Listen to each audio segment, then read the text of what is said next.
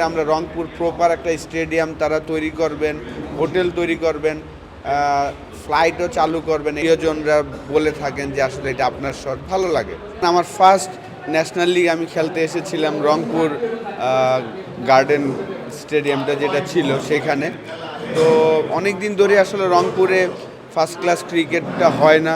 তো আশা করি আজকে রংপুর রাইডার্স টিম এসেছেন বিপিএলে, তারা খেলছেন।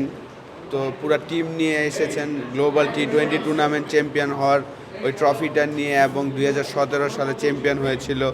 তো আমি আশা করব যে আজকে যে বিপিএল টিমটা এসেছেন এইটার উসিলায় হয়তোবা নেক্সট খুব তাড়াতাড়ি রংপুর ডিভিশনে হয়তোবা আমাদের বিপিএলের খেলা হবে, এটাই আমি আশা করব। কারণ আমি ব্যক্তিগতভাবে মনে করি প্রত্যেকটা টিম যদি তার নিজস্ব জায়গায় ডেভেলপ করে তাহলে আসলে আমাদের ক্রিকেটটা ডেভেলপ হবে।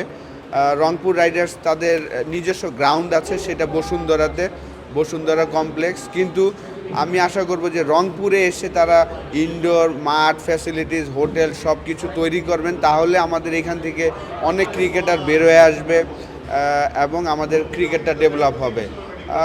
আমি সবসময় এখানে আরও 2-3 বার ফার্স্ট ক্লাস ক্রিকেট খেলতে এসেছিলাম।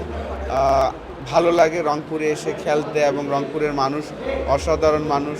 তো আশা করব যে এই উসিলাতে হয়তোবা ফিউচারে আমরা রংপুর প্রপার একটা স্টেডিয়াম তারা তৈরি করবেন, হোটেল তৈরি করবেন, ফ্লাইটও চালু করবেন। এখানে যদি এয়ারপোর্টটাও চালু করে তাহলে আমার মনে হয় যে সামনের বছরগুলো বিপিএলের ম্যাচও আমরা হয়তোবা দেখতে পারবো।